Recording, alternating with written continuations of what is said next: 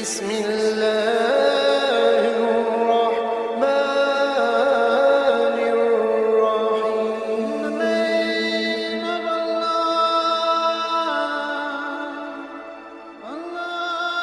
بسم اللہ الرحمن الرحیم. شروع اللہ کے نام سے جو بڑا مہربان اور نہایت رحم والا ہے. اللہ کے نبی حضرت سیدنا یعقوب علیہ السلام کی ملک الموت حضرت اسرائیل علیہ السلام سے دوستی تھی.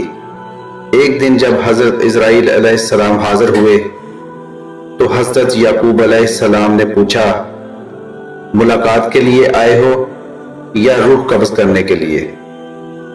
حضرت اسرائیل نے کہا، صرف ملاقات کے لیے آیا ہوں. حضرت یعقوب علیہ السلام نے فرمایا، میری طرف وفات سے قبل کوئی قاصد ہی بھیج دینا. حضرت اسرائیل علیہ السلام نے کہا، میں آپ کی طرف 2-3 قاصد بھیج دوں گا.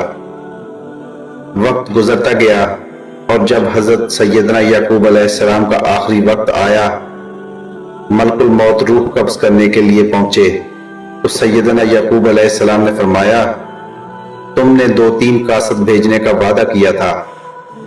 اس پر حضرت اسرائیل علیہ السلام نے کہا، قاصد تو میں نے بھیجے تھے، دیکھیے آپ کے سیاہ بال سفید ہو گئے، یہ میرا پہلا قاصد تھا. پھر جسم کی طاقت جاتی رہی، یہ میرا دوسرا قاصد تھا.